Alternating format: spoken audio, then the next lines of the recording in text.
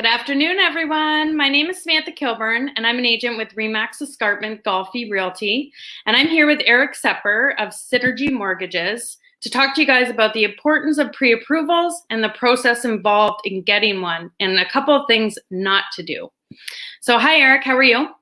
Good. How you doing, Samantha? I'm good. Thanks for joining me today. For those who don't know, Erik is one of our mortgage partners, and we've worked with him with many clients. Many of our agents work with him. But Erik, why don't you tell everyone a little bit about yourself? Yeah, I appreciate it. Thanks for having me, Samantha.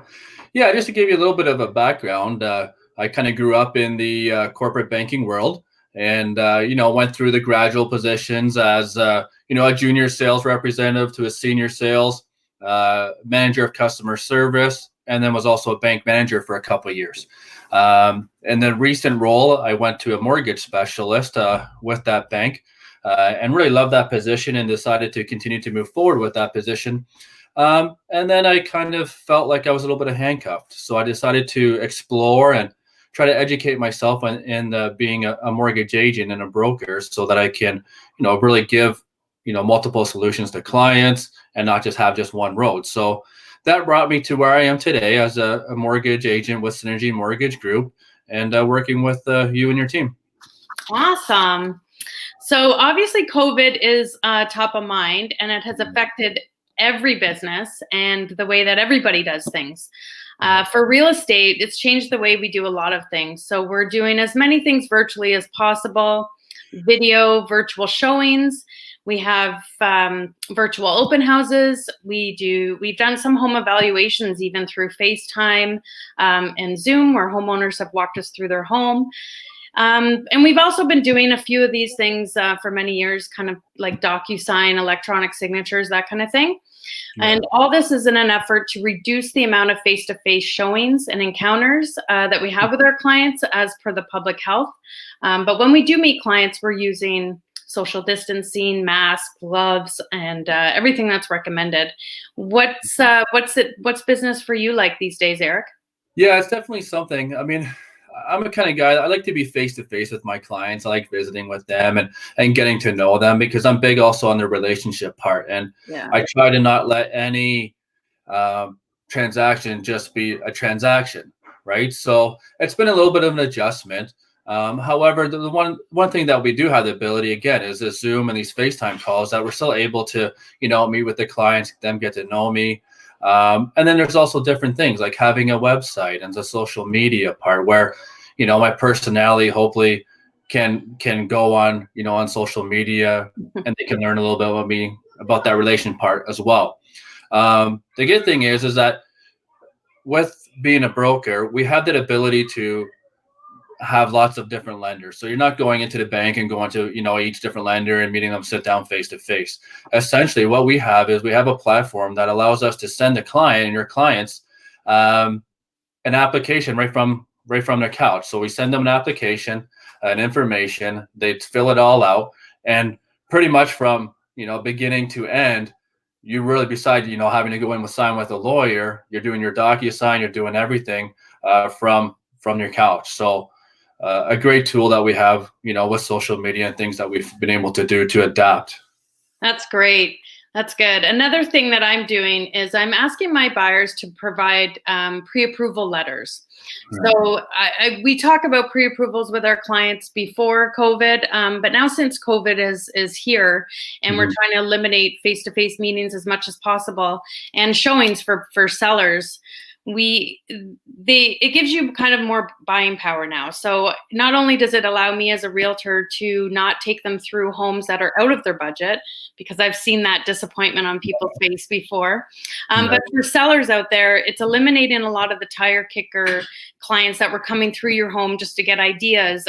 It reassures them that they can afford the home and that they're more serious buyers. So with that, why don't you walk us through a bit of the pre-approval process, what you need, and then once you have that, kind of what not to do, and take us through that. Yeah, and I agree. I think the pre-approvals has always been recommended, even prior to COVID and the pandemic. It's always been recommended. That way, again, the buyer, of course, knows what they're looking at, right? Is it too high? Is it too low? And like you said, falling in love and going and seeing and falling in love with this potential dream home, can actually become a reality, and rather than a disappointment.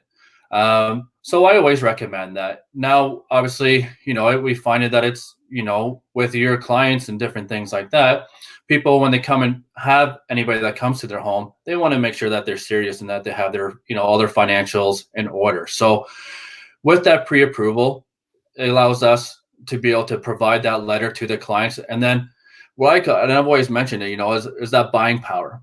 When I provide you with that letter, and then you're able to provide that to the seller's agents, they can see that, yes, they've been through the process. They have their financials in order. So now you can be taken maybe a little bit more seriously, or if there's in competition, kind of what limit you're able to go up to if there's multiple offers within that purchase. So lots of different ranges and stuff like that you can do, but definitely recommend having that pre-approval for multiple reasons.